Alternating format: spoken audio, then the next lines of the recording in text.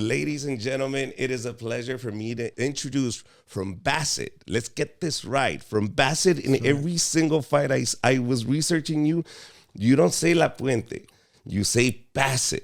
And in my research, Ray, by the way, this is Ray Corona, referee. You've seen him everywhere. I mean, it's like when people say, do you know this comedian? I tell them, ask them if they know me. That's right. That would be a bigger deal. So you've been around the world, Ray. You're an amazing referee. You've done big moments in fights. You had to make a lot of tough decisions. But I want to ask you a few questions. First, upbringing. By the way, I'll reference all the research that I did. I'll put the links to the stories so you can get a more broad story. But you came from a very rough upbringing.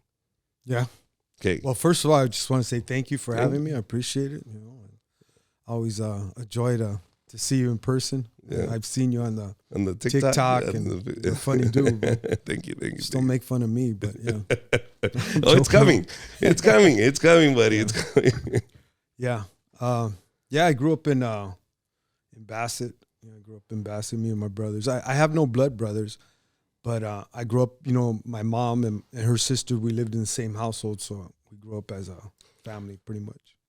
In my question, I was talking to you earlier. Did you have a choice? Did you have a choice in becoming a gangster when you were a kid? Because it was a tough upbringing. No. What was it? It was just, it's like when you're ready, I mean, I don't remember my brothers telling me you're gonna get in, but I was raised around it, so it was like a natural thing, It was just gonna have to. I remember my mom when she bought me my khakis. She thought I was cute. Really? She thought I was cute wearing my khakis. Oh, look, third grade. He learns how to iron at 9. Yeah, that's right. That's right. Did you iron your stuff too as a kid? I was a chubby guy, a chubby cholo, but Yeah. Okay, so define yourself. Are you Chicano? Are you Mexicano? Are you a cholo? What label does Ray Corona give himself besides Popeye? Now, who are you right now? Today, I'm a. How can I say? I'm a Chicano. I'm a Christian Chicano. That's it, That is it. And you want to call me a cholo, so be it. Okay. I am what I am, So I have a question. What's that old saying? It walks like a duck, talks like a duck. Most likely it's a duck. Oh, yeah. No. Duck, I guess. And you have conversations about that. And you say, I'm willing to take it. Yeah, it's part of I know the way I look, I still get pulled over to this day, and it's part of the routine, Now, do you do it because let's be honest, and you know this too. You see a guy that looks like a cholo, you start thinking, okay, this guy might want to rob me. He might want to fight me because of stigma that goes behind the wardrobe. But really, this has become a cultural thing. I mean, in Japan, people are dressing like cholos. I've seen that. I know. And listening to oldies, bro. Like we do it with rockabilly music now. Yeah, it's become such a culture movement that you literally become trendy. You understand? You go to Japan right now, they look at you, damn. You're hot stuff, Ray. I wonder how you say where you from in Japanese. I don't know, but we'll find out. If somebody can please tell us, how do we say "Yenda Holmes" in Japanese? No, but yeah, because my friend passed away. We were really close. Joel Cholo, he's a comedian, and I asked him about that question. Passed away? He passed away. Joel Cholo. You know him, right? Yeah. You knew of him? Yeah. Yeah, he was a comedian. He was. I took him under my wing. That's the guy that I always hung out with. Oh, sorry to hear that. Dude, he was my biggest inspiration, man. Had no legs and would call me, hey, are we going to go to the club or what? I said, God damn it. When a motherfucker with no legs is motivating me to get up. You know what I mean? Yeah. I was like, dude, I love that guy. And he was a cholo true and true, bro. And his girlfriend would say, oh, I love the way he looks. Says, that looks sexy to me. And there are women that think the cholo look, the big thug, that is just sexy to them. And Cholo's girlfriend, you don't love. So does your girl think of you like that too? Does she look at you and go? Apparently she's the one that dresses me, so I would think so. Right. Even though she don't like it at times, I am what I am, Okay. Yeah. Very tough upbringing. Why are you, once I researched you, why are you the referee with the most fights outside of the ring? My God, Ray, did you stop fighting, for crying out loud? I mean, I went down the list of, and this is after you turned Christian and now you're a referee. I'm not even talking about the before stuff. I'm talking about the now stuff. I had a streak of bad luck there for a little while. You know, I don't know what was happening, bro. I mean, even as a Christian, respectfully, I give respect before I demand it. You know, I'm not gonna. But yet, when I was younger, I demanded it before I gave it. You know, but in these last couple of years, the 3 fights I was in, it just I don't know what happened, man. Just my time, I guess. Listen, they talk about it, but I do want you to tell me, why were you fighting off the 91 freeway? What was the deal? What was the argument about? To this day, I don't know, brother. I don't know. We caught eyes, and so tell them what happened. Tell them what happened. About 3 in the afternoon. It was like a neo-Nazi dude, and he had to be about late 20s, early 30s, and we caught eyes on the freeway, and he gave me the, you know, what do you effing look at?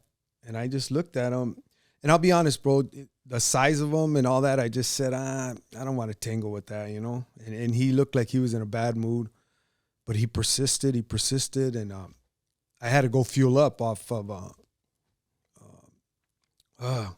the first off-ramp when you cross the 91. You don't have to get that detail, because if this goes out, I don't want to get a phone call from the cops. Hey, we've been looking for this guy. It was caught on camera, so you know.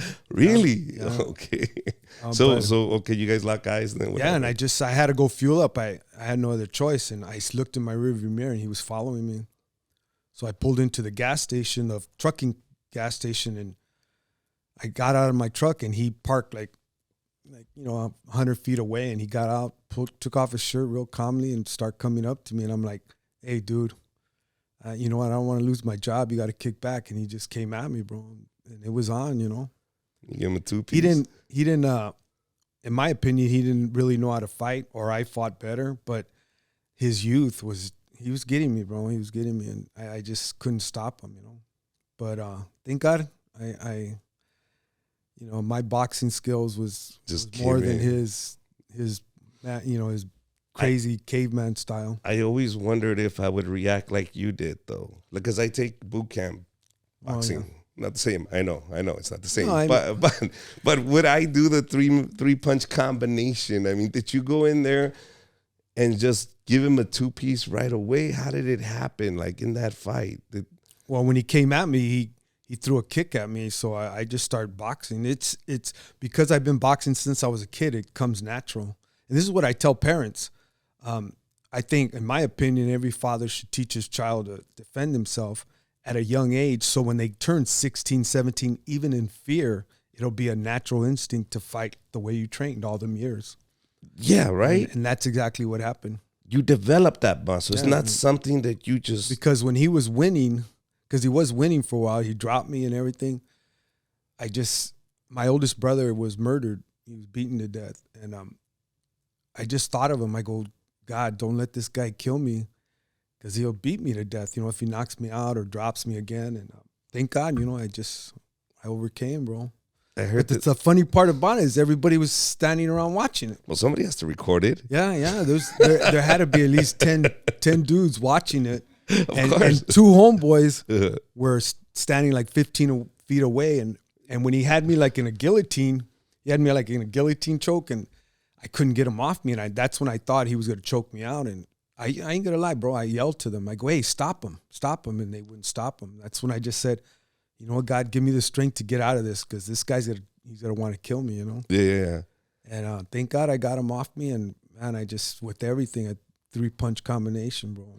I didn't drop him, but he wobbled off, you know? Yeah, like he knew. And I turned around and everybody goes, hey, bro, that was an awesome fist fight, bro. And I go, why didn't you stop him, man? You know? And then when I realized... I'm not a referee. They said, I'm not a referee. You're the referee. When I realized I did win, then I got like, yeah, right. You know what I mean? You know, I got happy. And I broke my hand, though. You broke your hand? I broke my hand. Wow.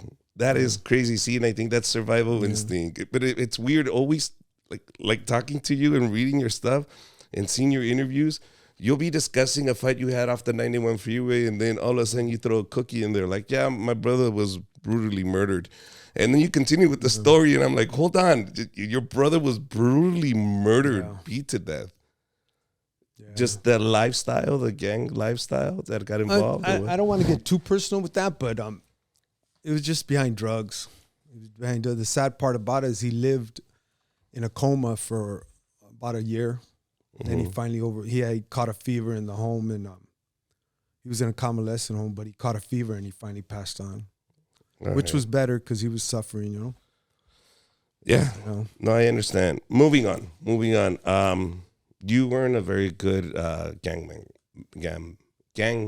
member. You know that, right? I was what? You were not very good at it, at being a cholo. You were initiated in the gang at 12. A few months later, you get arrested. That same night. Bro, you're horrible cholo. Yeah, you are a horrible cholo. You just luck, got hired and then you got busted. Come on, bro. You haven't even committed a crime yet. So you've been in and out of institutions. Yeah. We are not supposed to be having this conversation, me and you, for multiple reasons.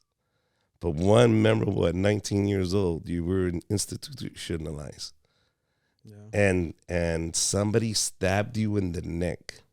And in the elbow. Yeah. Okay. Can you explain, because I'm looking at this interview and you're describing this. And I want you to describe it to them, what happened. And why didn't you get medical attention? Because if I would have got medical attention, they would have locked me down. And then with that, at that time, it's so in there, you could be, it's like you can have 1,000 rights and one wrong, and your whole character, your reputation will be, somebody will say, hey, he probably ratted. And I just didn't want to face that, you know. I wouldn't want to face my brothers, my homeboys. So when I swelled up my neck swelled up that night, I in that other interview, I said, Midget from Barrio Nuevo, he was running my tier. I didn't even know him, man. And he just said, you know what, if you don't get this guy tomorrow, you're going to have to lock it up. I told him I ain't locking nothing up, you know. He told you lock it up. What is lock it up? I don't know what lock it up is. That means I'm going to get hit. You know, pretty much I'm going to get hit, or I'm going to have to punk out and go up to the man and tell him to lock me up, which I wouldn't have done either one, you know. So. Okay, Vince, I want to give credit. Vince Romo. It's called Barrio Driven. Yeah. That's where I saw that interview. And I want people to go see it because I don't want to spend too much time on this. I want you to know that this man is not here just because he's here. I mean, that moment in your life, that should have ended this. That's where your corrido ends. But no. But mind you, I was only 18 years old. I didn't care about tomorrow or nothing. You know? And then when I actually stabbed him the next day.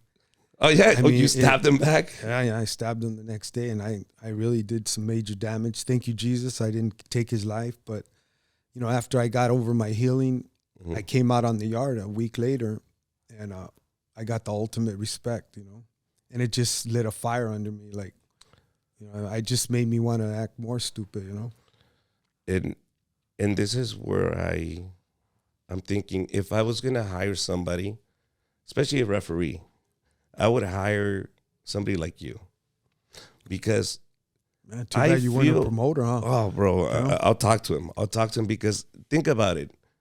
Do you think anybody's going to come up to him and tell him what the decision of that fight's going to be? Do you think anybody has the guts to go up to Ray and Ray, you're going to do, Ray's going to give you a 2-piece right away, call the commission, go remove this person out of here. I mean, out of all the referees, the only guy I would trust that would stand his ground and not be swayed either way because he's being intimidated would be probably you.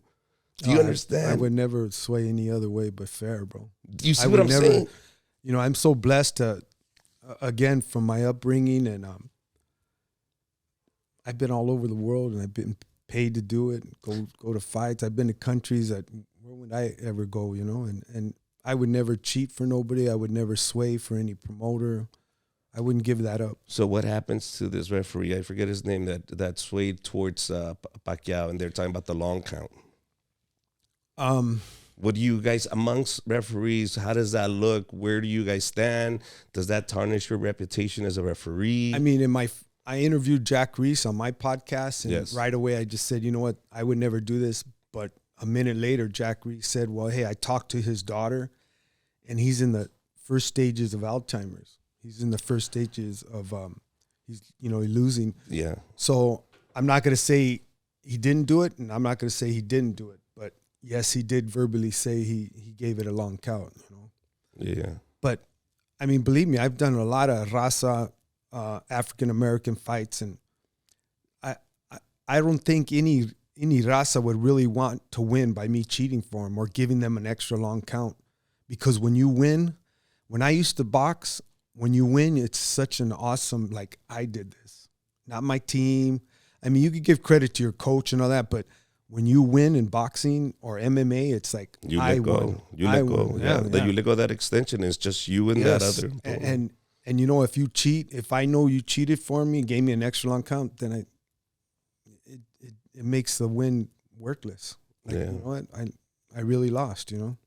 Yeah. I wouldn't do that for him, and I'm pretty sure 99.9 of the fighters want to win fair and square, you know. Would you ever wrestle a boxer? Would you ever toss a boxer around the ring? I did. It's on YouTube. You gotta check it out. Oh, I have the video. I was going to show you the video if you didn't admit to it. I was going, is this not you throwing the other boxer on the opposite side? He didn't want to stop, bro, you know. And what happened? Just they were going at it? And they were going at it, and two little Mexicanos, and you know, our raza across the border, man, they'll die before they stop. Oh, yeah. You know? Yeah, they'll go off in their shield, yeah. And I see you just pick them up, just boom, toss them to they say the Hulk of refereeing. They put a whole title on there that you tossed them. Now, were there any repercussions to this? No. They understood why you were doing it? Yes. I mean, his girlfriend got a little mad at me, but the commission said that was a good job, you know. Yeah. That's the only one I would like to say that I want to impress or satisfy in their decision, because they're the ones that give us the fight. The commission, you know. The commission does. Yeah. So they applaud you for jumping in and protecting the other fighter after the bell. Yeah. Okay, so I looked you up. Like I said, you're worth $8 million. That's what my wife was saying. I said, you must have got the wrong one. No, Ray. Maybe we got a lot of explaining. No, it's $8 million. I have it here in my notes. Maybe it's 8,000, bro. No, they said $8 million, that you make 38,000 a month. That's what it says. I'm telling you, bro. My God, I was like, wow. My wife, if she was watching live, she's probably shopping right now as we speak. I don't know where you're getting this money, man. I don't know, bro. Okay, because así empezó the city and of I got laid off today. Actually got laid off today. What do you mean you got laid off today? Well, I've been a truck driver for UPS for 20-some years. Can I talk a little bit about that? About your union work on the Local 63 Teamsters? Now, are you a representative? Not anymore. I used to be. I used to work for the International as an organizer. Mm-hmm. But you know, politics, decisions. You know, I got cut loose. It wasn't a bad thing. It just my time came up. Mm-hmm. But I'm kind of like in. I still love my union. I still love my contract. But I'm kind of. How can I say it? I got my feelings hurt at the union, at the local. My younger brother, ran for the secretary treasurer. Mm-hmm. For the big shot position, and he didn't win, but we found out there was a lot of shenanigans going on. So, kind of like, you know, got my feelings hurt. So I'm not liking the politics of it, but it's part of the game, you know. Yeah, and like I said, we talk about the show in terms of the impacts that you leave behind, regardless the changes you made, the people that you helped in that union, that doesn't go unnoticed. So you can say, okay, I did my time. I did as much as I could. Yeah. I'm not a part of that world anymore. I'm over here. That's fine. I'm still a supporter of a union. There's more pros and cons, but as far as getting involved in the politics where I did get in, it was just ugly, bro. I don't want to badmouth this so much, but there was more respect amongst killers than in the union. Wow.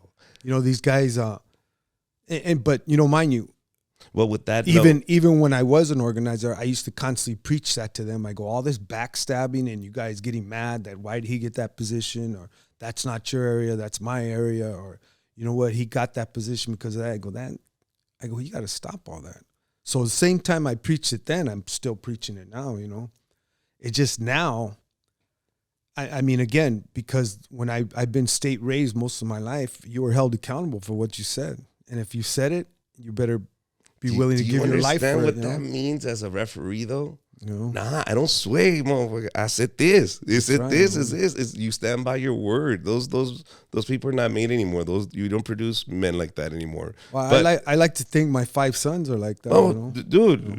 And yeah. there's still solid people out there, solid men. You know, just as a Christian now, bro, the devil's running rampant. It's brother against brother, man. It's So at 27, what happened at 27? How does Ray Corona's life change at 27? where does 27 come in, brother? But you said it in an interview that's when you decided, or that's when you went to the boxing gym, started hanging out there around 27, or I've been in boxing. No, since all I your could life. walk, Yeah. But I'm saying where something happened in your life. You said, I left that life behind. I dedicated to Christ. It was I really got right with God. Not a perfect Christian, but really was at 45 years old. Yeah. What? At 45 years old. At 45 years old. But Okay. in 1998, I was still doing my thing. I just didn't get caught, to be honest. Okay. So at 27s, you're still running the streets. You're still being Ray Popeye Corona. Yeah. Right. No relation to the Corona family, right? That owns the beer. Oh no, I thought you were talking about Juan Corona from up north that killed all the workers. Oh no. Back in the 60s, he was a big time murderer, man. He killed a bunch of migrant workers. Wow. Juan Corona, Juan Corona. We'll look at 1963 he did it. So what happens at 27? Do you start getting more involved with the gym, even though you're still running this in the streets?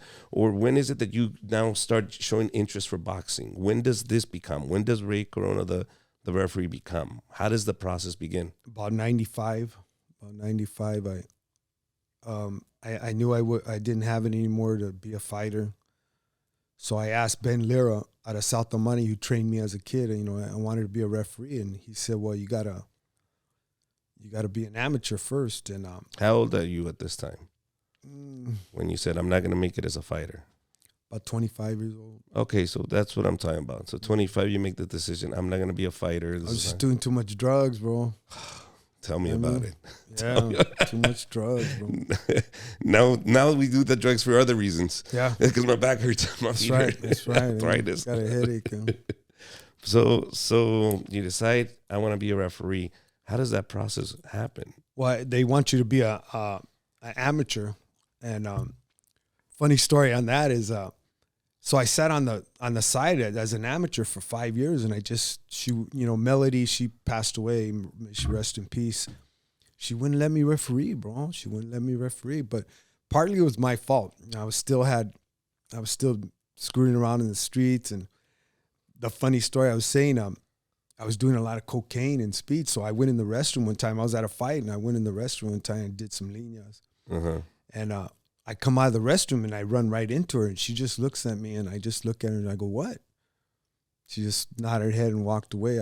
I must have walked by a mirror literally seconds later, and I had 2 rings of white around my nose.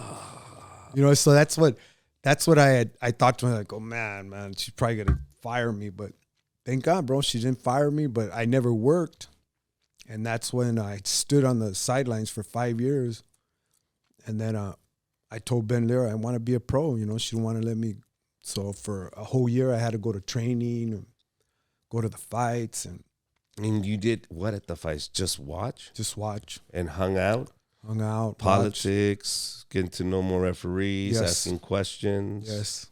And then they said, hey, you can come to the training center, but it doesn't mean you're going to be a referee. So I went for a whole year. You couldn't miss. Every Saturday you couldn't miss unless it was a death. And you know what?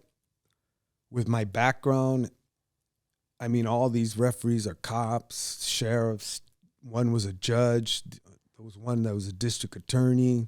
I'm like, they ain't going to let me in, And I took the test. At the end of the year, I took the test. It's like a mock refereeing. And they said, hey, we'll let you know, And I got a letter 6 weeks later, and like a kid in college, going to college, I was like, oh, man. I told the wife, you open it, babe.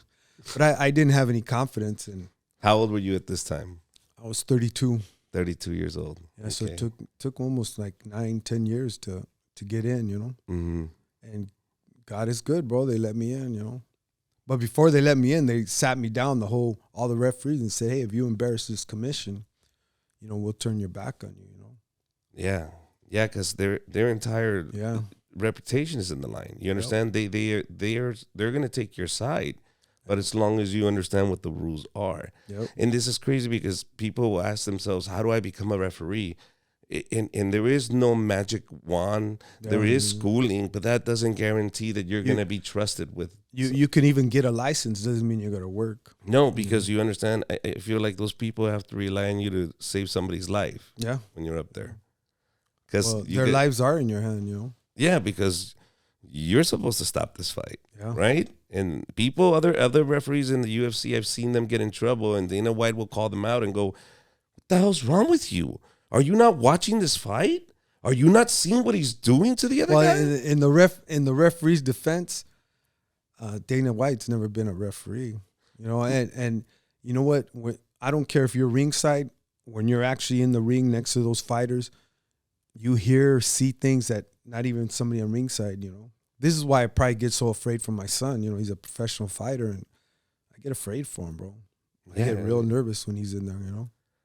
As you should. You've seen the worst. You've seen when it happens. Yeah. But as a referee, too, you have to be on it. You can't just days off. No, you could be there, but do you understand? My dilemma here is this. You're a human being. So if your financial situation is not okay, if your divorce is going through, if your kid is sick, all of that, as a professional, you have to somehow suppress that, put it away, and for the next 40 minutes, 30 minutes, I need to focus on what's going to happen in front of me. Yeah. Because if I let that other stuff distract me, this guy might not go home. So I need to be focused, and that's what I think Dana White was talking in those senses where the guy is gone. Pay attention, jump in. You got to jump in. You can't just days off. And that was a problem. The guy would days off during the fights. And we're human, but you have to know how to separate that. And it's funny, the boss has actually told me you can't accuse Corona of not stopping a fight too early, so... I don't know if that was a good compliment or bad, you know.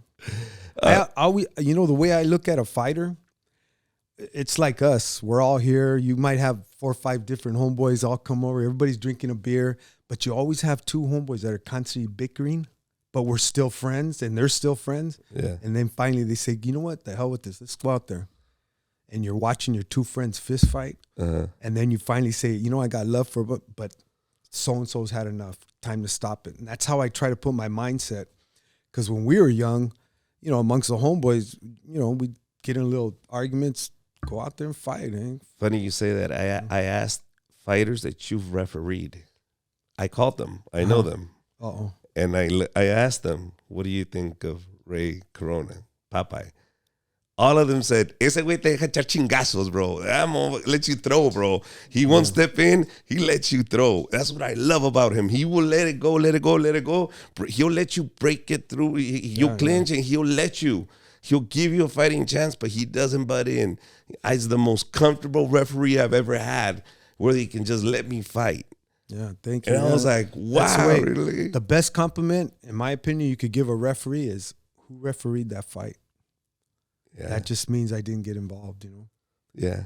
Because if you get a referee constantly breaking them, constantly talking, he's trying to showboat. At least in my opinion, he's trying to showboat. And the fight's not about me. It's about the fighter, you know? Yes. So the less I'm seen, the less I'm heard, the better, you know? See, that's a great point. Whoever, you know, if you know who refereed that fight, that referee's not doing his job. Unless they were holding a line, you know, sometimes you just got to. But if they're not holding, I always tell them, work out of it. Your hands are free, work, so they can do their own business, you know. Yeah, and he told me exactly what you just said. He said, "Yeah, bro, he'll let you duke it out as much as you need to duke it out." Did he say I was the best looking ref? No, he didn't say that. But he did tell me something. You didn't want to take a picture with him backstage. Well, you know what? They really frown on that, to take pictures with active fighters, because let's just say a year from now I'm doing this fight and it's maybe there's controversy in it. Sometimes the losing fighters say, "Hey, well, I seen him take pictures of him, so he obviously favors him." You know, and it's a sad world we live in, you know, and that's why on my podcast I can't interview any active fighters. I can't. If you're active, I cannot interview you. That was okay. So I've been thinking of leaving comedy when I'm done with this, and I wanted to do refereeing just like you do. But I don't think I'd work out. I want to go party with the fighters because I'm a big fan. Yeah, you can't do that. I mean, you can't party with them? Like when you're in Puerto Rico, when Japan. My wife and me, my wife likes dancing. So when we go to Fantasy Springs, I have a fight in a couple weeks at Fantasy Springs after we go dancing. But when you go down there, all the fighters are down there. Yeah. So hey, come over here and have a beer with us. And I'm like, hey, brother, with all due respect, I can't do that. And, I'm going to sit over there on my side, So I do the robot on my side and they do their. Okay. Do you understand why the Cholo mentality and the Institute mentality works so well for the job that you do right now? Yeah. You understand the rules and you don't break the rules for nobody. This is what I'm talking about. You should get all the major fights. Do you understand? You would be say that one more time. You should get all these major fights. Did you hear that, boss? This is the best guy. Nobody sways him. No. Did any of the fighters? Nah, come on, no. Nah, you know what? Honestly, on a 2016, I was the most worked referee in the world. I saw that. That was cool, huh? Yes, because you, dude, and I see you. I saw you here in Ontario. Yeah. It could be a small fight, and then I see you on television. And I'm like, oh my God, Alexis Rocha. Yeah. The last fight, you stopped it too. You jumped in. A lot of people were like, hey, ¿pa qué lo paraste? He was still standing. And you just gave the example. I'm the one watching and hearing what's going on in there. Well, a lot of the fans, they want brutality, bro. They want you to let the guy get beat to death, man. Oh, yeah, that was a good fight, but look at him now, Yeah. And this goes back to my son. If he was to quit today, it wouldn't even bother me because, there's a sad thing. Fighters that go too much, they can't hold down jobs. They have drug issues, anger issues. Their motor skills are shot. You can barely understand them. Become referees. You know what I mean? Become referees. No, I'm just kidding. You know what I mean? No, I understand. No, and I've actually witnessed and talked to somebody who's been punch drunk. There you go. You know what that is, right? Yeah. And it seems like he's under the influence, but he's fine. It's just what it is. It's just not coming from his brain through his mouth fast enough. Yes. I don't know whether it's his mouth working faster or his brain, but a lot of them can't hold down jobs. Roy Jones Jr., Mike Tyson, one of the most watched events, and here is little from Basset, Ray Corona. Man, but I was wearing a mask, Holmes. Yeah, but you were there, brother. I wasn't there. Yeah, I wasn't next to Tyson. I wasn't next to Roy Jones Jr. You were there, even if it was wearing a mask. Yeah, it was cool. You were there. How was that? Did your life change at that point? Is that a pivoting moment after that fight? Did people look at you different? Did you get that respect that you said you got at the yard when you walked out once you did that? No, I didn't see anything different. I mean, it was an exhibition, and not to badmouth Roy Jones, but he didn't want to fight. After Tyson hit him, I think with a body shot, he like, hey man, this guy's for real, or this guy really wants to sock me up, But so as a referee, you can see that in a fighter right away. Yeah. You know which one came to fight, which one's ready to quit. Oh yeah. Do you ever like kind of go, okay, I see he's not gonna give me anything else. I'm gonna do him a favor and just call him out. Well, he's got to be losing, But of course, the main event at 360 Promotion last Thursday, it was the main event. I had it, and I won't say his name, but the kid from Chicago, the opponent, came in, and they had this Freddie Roach's fighter. He's Ukrainian, and man, they went 6 hard back and forth rounds. I mean, hard 156 pounders. These are big boys, And but the kid from Chicago was just taking his face was just showing all the brutality of the fight. And I'd say around the 5th round, you could see he was running out of gas. He was getting hit a little bit more. He was trying to pick his shots, but every now and then he just lands something nice. And finally in the 8th round, I told him in the 7th round, bro, you're taking a lot of punches.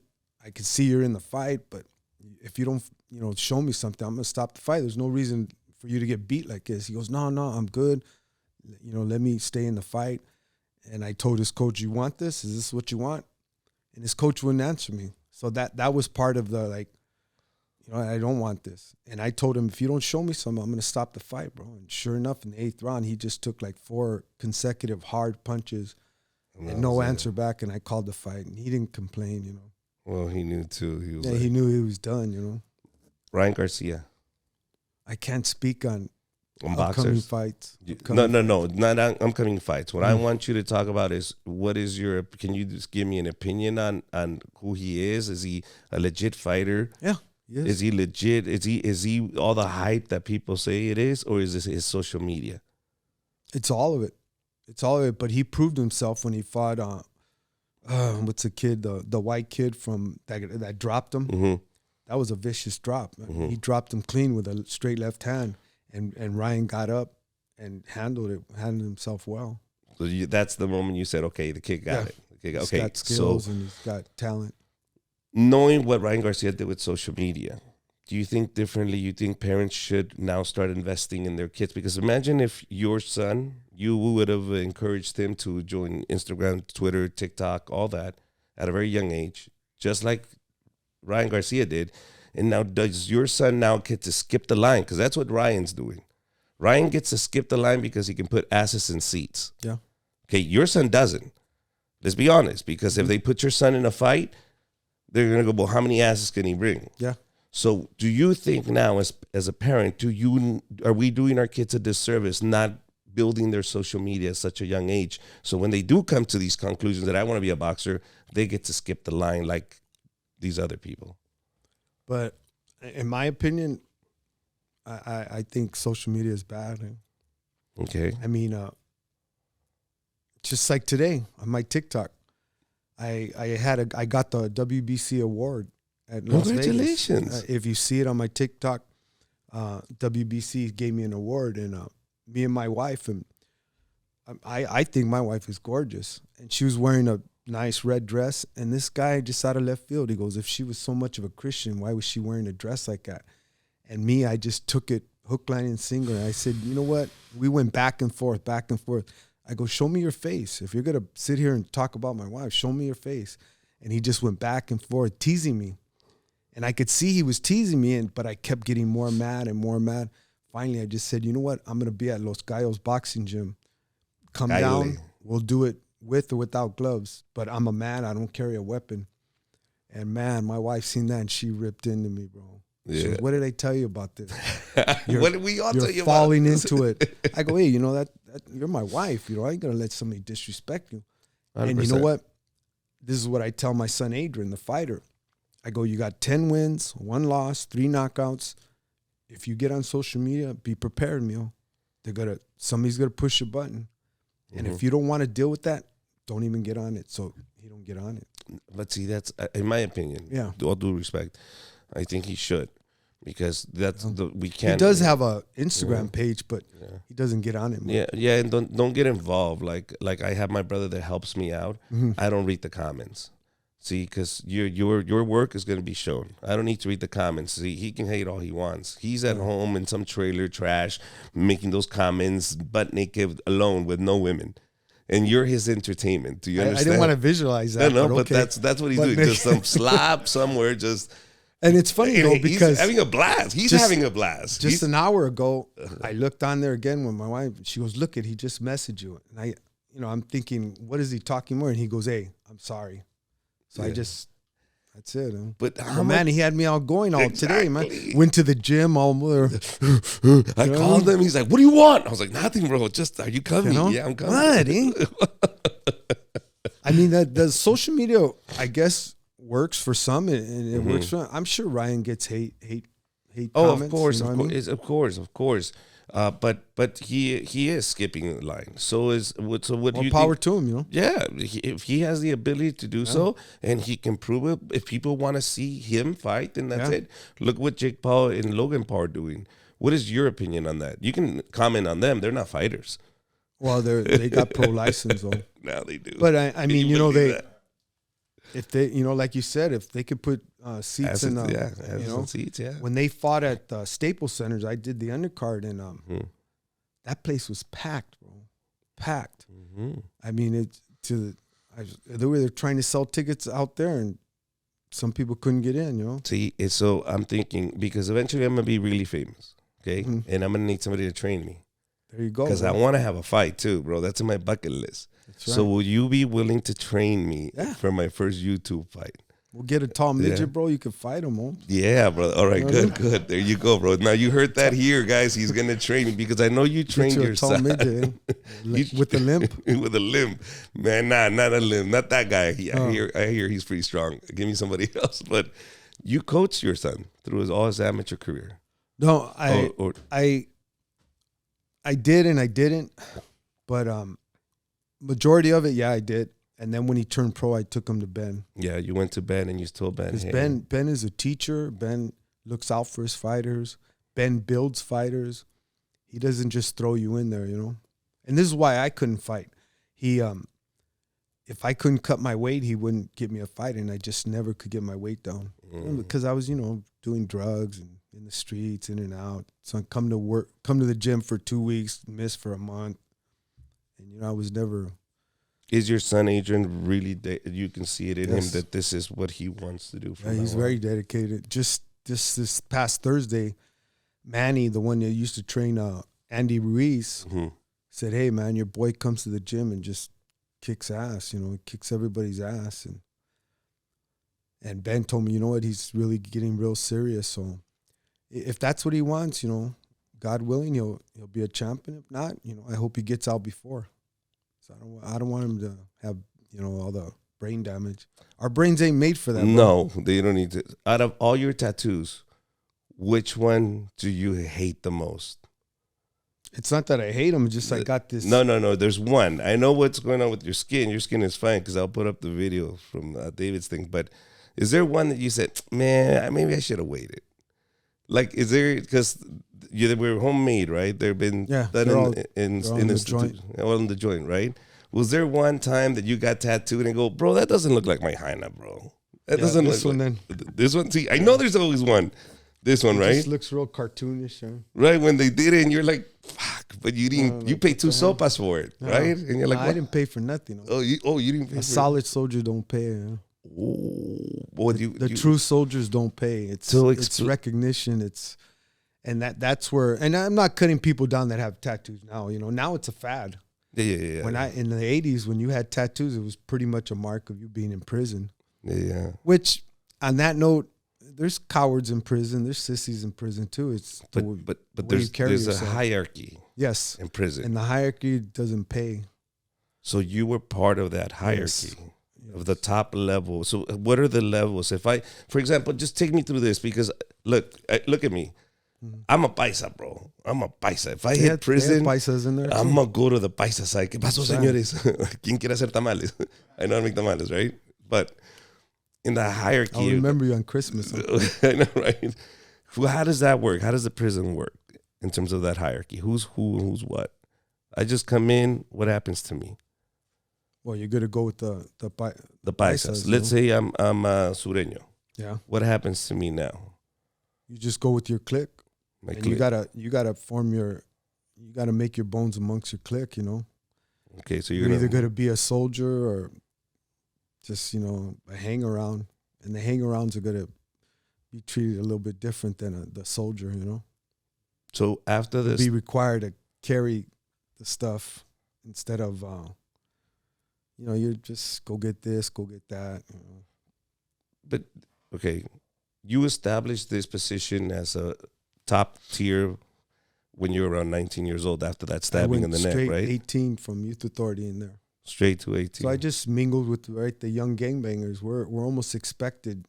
You're young, you're going to handle business for us. All right. And you know who us is, and I'll leave that at that. No, that's fine. But my question is, who keeps track of all this? Because if they change you to another prison, you're like... Your reputation goes with you. It does? Yes. Do you get a file? Do you guys have a file? A ver, este güey, ¿dónde está? Oh, no, you're a big boss here. Or how does... It goes with you, believe me. The streets will talk? Yes. Okay. Hey, us men talk just as bad as the women. We just talk about other things. All right. You know what I mean? We just talk about different things, All right. So a lot of things that happen as a kid. I know you have sisters that you grew up with. 2 sisters. You have how many kids now? Oh, I take that back. I got 5 sisters. I have 2 daughters. Did you ever meet your dad? Yeah, I met him. He just never raised me. He lives in Mexico, Moroleón, Guanajuato. And you guys met? Yeah, like 2-3 times. He's always supported me financially, but he just never was part of my life. My mom wasn't a good woman, she was very promiscuous, and I think, we made amends with each other. She went home to be with the Lord, but she wasn't a good mom, man. She was very abusive. That's my my bad childhood is my mom. She was very abusive. Man. In terms of a physical? Oh, she used to beat our asses. But remind you, I know you're younger than me, but in the 70s, you could beat your kid in the market and nobody would give it a second thought. They'd help you. Yeah. You go, are you tired? I can take a few swings. Yeah. But nowadays, you even raise your hand to your kid, man. Promiscuous. What do you mean promiscuous? Meaning? Well, she was married like 6 times and then boyfriends in between. And she just, a lot of the time she'd leave the door open and no little boy needs to see that kind of stuff, Mm-hmm. And then when she'd come out, she'd beat us for whatever reason. And looking back now, I'm thinking she was just trying to feed us. She wanted a man, so she was just going through the pickings, Mm-hmm. But her last husband, my stepdad, Lee Silva, he was a good man, good Christian man. And he raised, the last 4 or 5 years he was with me. He was a good man. He passed away, though. Does the commission have to be with you when you're talking to the fighters backstage and giving the rules? Or can you talk to them, hang out, have conversations? If it's a title fight, they're back there with you. The commission? A supervisor of the belt. Okay, supervisor of the belt. So if it's a WBC belt, supervisor from that organization is back there with you. Okay. But if it's a 10 rounds or less, you just go back there with you. There's always an inspector back there. Checking, making sure that there's nothing. There's no cheating, no bad raps or... No. I don't know if you ever heard of that Cotto Margarito incident. That was in California. It was in California. But they caught it, so... Yeah, I was there that night. I was there when they caught it. And you could tell, because I saw the replay, and you could see Margarito's face of guilt. Yeah. And you could tell he had already lost the fight before. Did you see what Cotto did to him in the next fight? Oh my God, brutal. He beat him, and he kept saying, no, you're not going to go down. I'm going to keep doing this. Yeah. So who do I have to talk to, or who arm do I have to twist so you can get a title fight, bro?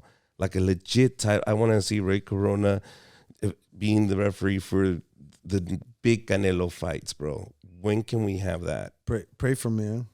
That's all I can tell you, bro. Marty Dinkin? Oh, he passed away already. He passed away? Yeah. Who's in charge now, if it's not him? Andy Foster. Andy, we're going to go bother you, man. I want to see this man refereeing Canelo, man. I really want to see that. I hope one day I get to see you referee Canelo, have Raza in there. I talk about your tattoos, and I say which ones you don't really like, because every time you're up there... It's long sleeve, yeah. Long sleeve. Yep. Right? You're never allowed to show any of the tattoos when you're just up there. The uniform, long sleeve. It's always long sleeve. Yeah. Why is it that all the other referees are there with their gloves and Ray Corona no glove? I just don't see any reason for them. Like it's blood. It's boogers. It's saliva. It's no. I don't have to touch them.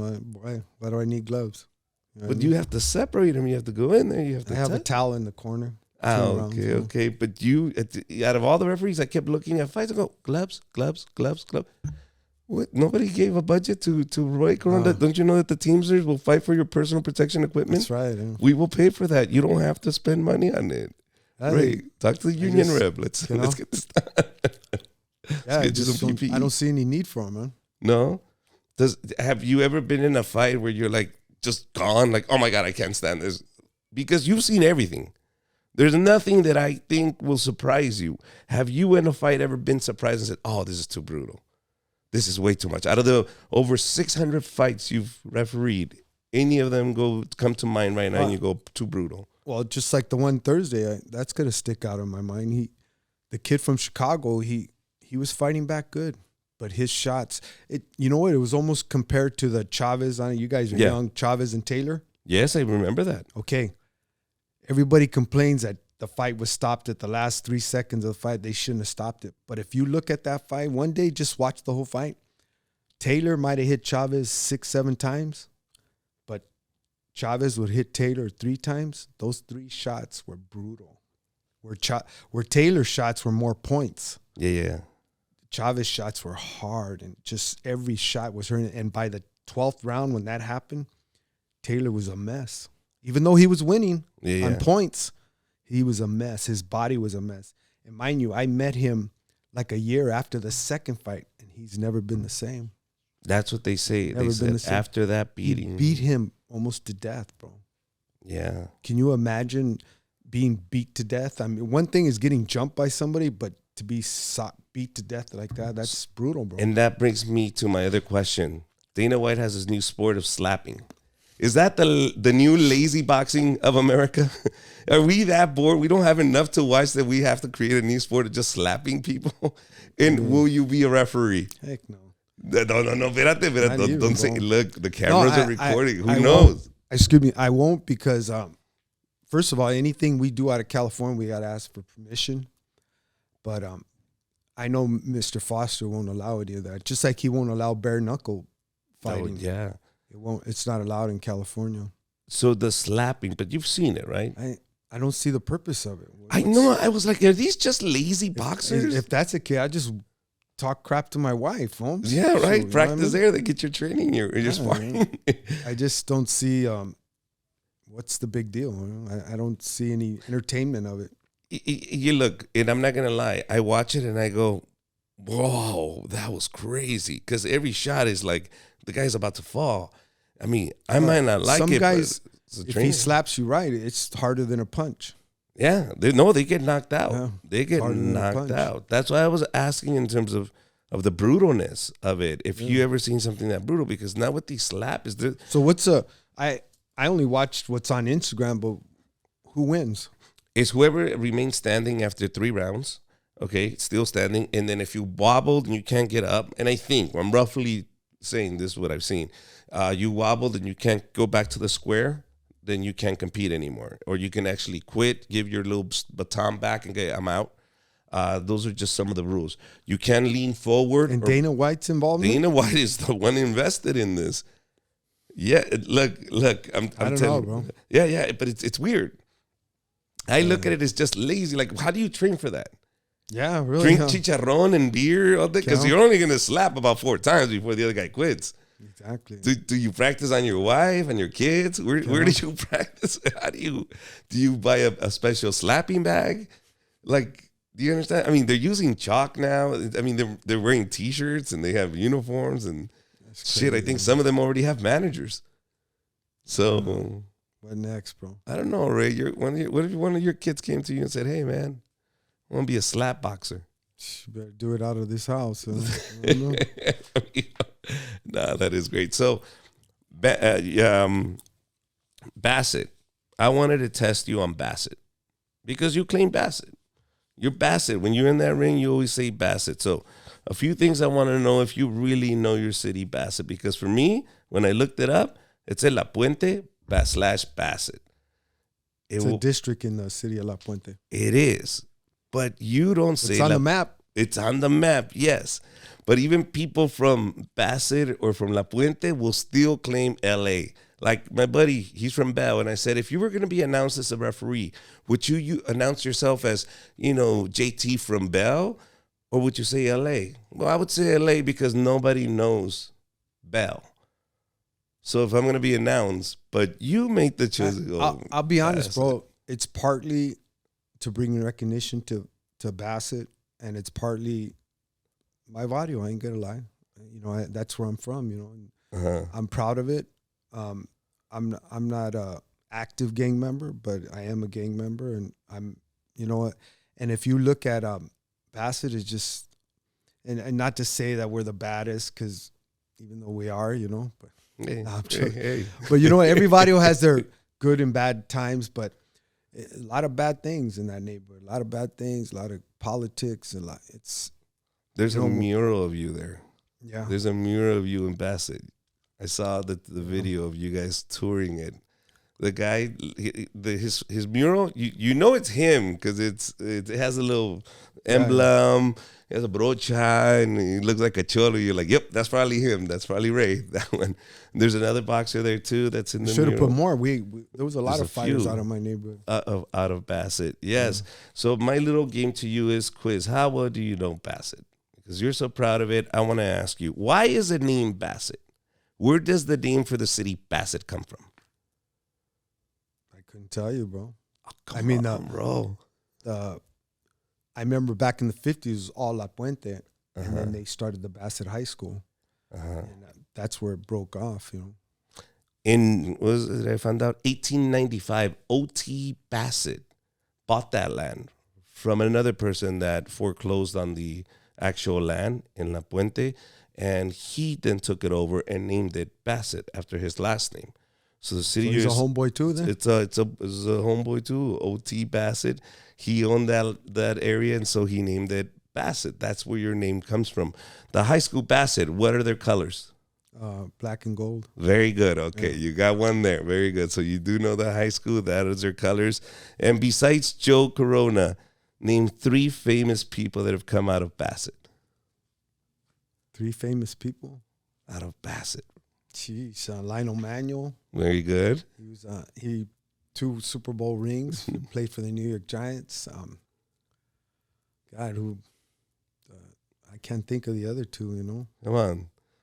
Yeah, so any boxers that have recognition on there? Nick Martinez. There you go. Toro. Dingo Alvarado. He was a good boxer. Blaine Dixon was a good boxer. The Baltazars. They weren't really from Basset. They were more La Puente, but they trained in Basset. And Dino Ramirez. Mm-hmm. That's that I know of. Yeah. You said they asked you a question. Do you have any regrets in life? And you said you answered. With your first wife and your kids, you could have been a little better, and that was the only regret. A lot better. But I would have also added a couple of ass whoopings. Would have been less ass whoopings. Would have been nice. Maybe not getting stabbed in the neck would have been nice. So when somebody asks you, would you change anything in your past? Start thinking about those things, man. Start thinking, there's a lot of shit I wish it wouldn't have happened, but it happened. So I was like, is that all he has? Because I'm pretty sure there's other shit he could talk about and say, this is what happened. Oh my God. So I talked about that. Refereeing boxing, getting physical. We talked about that. Your family. What is next? What hasn't Ray Corona done yet? That's still in that bucket list, man. Besides my dream of watching you referee a fucking Canelo fight. Or Floyd I'll give you a Floyd Mayweather. Give me a Floyd Mayweather. I don't give a shit. Give me a Jake Paul. Fuck it. I'll do a Jake Paul. Just give me something. But what is next for Ray Corona? I mean, to a real true boxing fan that really follows boxing and knows, I've done a lot of title fights. But popular guys. That's what I'm talking about. That's what I'm talking about. Well, even though California has the most fights in the United States, we have the most fights, most MMA fights, most boxing, kickboxing. We still can't compete with Vegas because Vegas has the casinos. Vegas don't tax their promoters, and we tax our promoters. California is a taxing state. Yeah. So they'll get like 10 mega fights there. They'll get like 20 mega fights in Vegas. We'll get 10. But we still have the more boxing shows, How much do you get paid for the big show? Roughly. You don't have to roughly. You get paid by the belt, the organization, So the WBC. And the other referees already told me don't be saying that. So out of respect for them, I got to. Okay. Yeah, you're not going to be rich, but it helps, bro. Look, I looked you up. Net worth is $8 million. That's that dude, Ray. The internet never lies. When have you heard that the internet lies? And I'd be living in Rialto with $8 million. Right? And then that kind of discourages me now because I looked up other people and they said, they're worth $3-4 million. Now they're saying I'm worth $8. I think it was 8,000 ohms. 800. It was $8. Yeah, $8 ohms. But no, but I mean, honestly, bro, I'm not rich and I ain't poor. I mean, my wife's a registered nurse. She makes awesome money and bring it in, brother. Yeah. Bring it in. When you have women working for the medical industry, you get the insurance. She makes crazy money. She works at Kaiser oncology nurse. She gets all that bilingual pay. My wife speaks fluent Spanish. Bro, I'm getting a tooth implanted because of my wife works at IEHP, bro. So we're good, bro. I know what you're talking about. And, I got a union job. I get paid well, even though I got laid off today. But, I'm still blessed. And the money's good, but it's not going to make you rich off that. You couldn't just quit your job and be a referee. You're no longer just a referee, Ray. You understand? By you opening up that podcast, that Third Man in the Ring, you just open up Pandora's box, meaning guys like me, fans of boxing, are now going to enjoy that podcast and get an inside scoop on what is really going on inside that ring. Because the only other person that knows what happens and can tell the story was the other witness that was in that ring. Yeah. You understand? Yeah. You can hear his side of the story, you can hear that side of the story, and then you can hear the middle side of the story.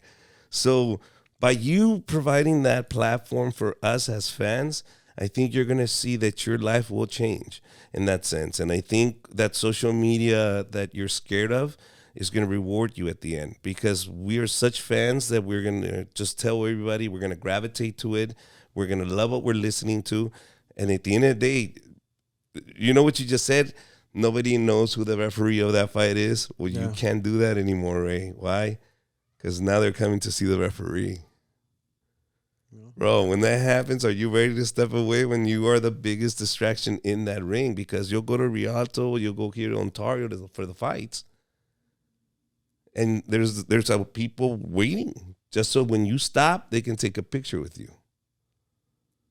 Can you imagine that you're in Rialto, right there refereeing the fights, but there's a line, so every time in between rounds, you take pictures with different people that want to take a picture with you. So get ready for it, man. I hope my podcast blows up. I enjoy doing it, 2004.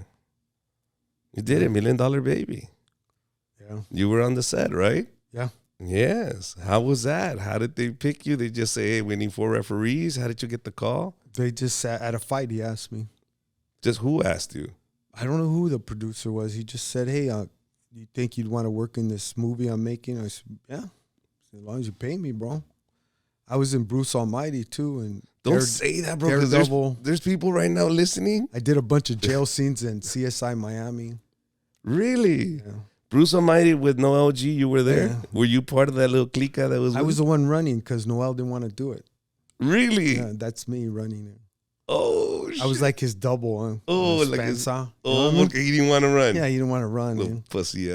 I know him too. Watch fucker. Yeah. He was cool, and that's where I got real close to Emilio Rivera. Okay, and so are you and Emilio really good friends? Yeah, he came out twice to support my son in the fight. Okay. And then Manny Jimenez, Suspect Entertainment. Yes, I'm real good with him, and I'm gonna hopefully be interviewing him on my podcast. Wow. So it's not always going to be boxing. It's going to be other stuff, Yeah, I like it. But Manny, I met him at LA TV when he started Suspect Entertainment. Emilio Rivera, of course, when he started doing stand-up, and then he transitioned to an actor. Yeah. And that's what I'm telling you, Ray. We're having this conversation, and we're joking around, but it is going to come the time where you're not going to be able to be refereeing anymore. You're too much of a distraction. So it's going to be like either you pick, you want to keep acting or you want to keep refereeing. Keep refereeing. Really? I love refereeing. You wouldn't give it up for acting? I wouldn't give it up. No money would rip you away from refereeing? Nope. We'll see, bro. I love everybody has a price. I love the art of fighting. I just love it. You don't think it traumatizes you to see it? Like, because you see it every weekend. You know what I mean? I see when ass whooping, I talk about it for a whole year. You see ass whoopings every weekend. Like, do you get PTSD sometimes when people touch it? No? Do you hear bells and go, break it up? No. No, none of that? Phone rings. No. I love it. I enjoy it. Well, listen, Ray, thank you very much for giving me your time, man. I really appreciate it. I really wanted to work this project. And I told my brother, one of the things is I want to dig deep into who I'm interviewing, really ask the questions that I was curious about, and also showcase people. Listen, it's not always going to be easy.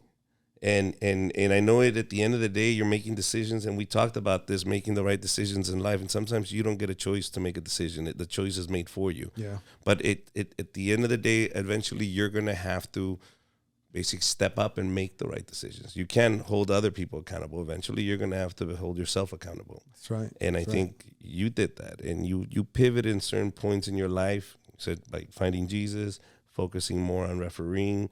And you knew what you were doing was wrong. And you had to make those changes. And so you had to make different decisions. So that's what let you hear. That's what I'm saying. We're gonna see a lot of you, and I can't wait to see you refereeing those big names. And not that you don't, you know what I mean, but it's you don't get the same credit that I see other referees get. And I'm not trying to start any beef or anything, but I would like to see a little more Latinos in there. And if it's a cholo that looks like a cholo, even better, bro. I'm serious, because that culture. I was talking to my daughter about that, because I said, "Mija, do you know what a cholo is?" She said, "A bad person." I said, "No, a cholo's not a bad person. A cholo is a way of being. A cholo is a clothing. A cholo is an attitude. A cholo is respect. A cholo is music. A cholo involves all of this. It's not a bad person. A cholo is the title you give this person that represents that type of lifestyle. Does that make sense? Yeah, it does. And it doesn't have to be negative. And I think by you being there, you change that tone. Thank you. Because by you being there, you change society where they go, look, that's a cholo. But he's not stealing, he's not killing, he's not robbing. He's actually a referee. Let me sit up a little straighter. God damn. You know what I mean? That means any cholo can sit there and go, this is not an excuse anymore. That's right. That's right. This is not, I cannot use me being a cholo as an excuse anymore. Because cholos can be referees too. That's so right. Thank you very much for making that difference, man. I really appreciate it. Thank you.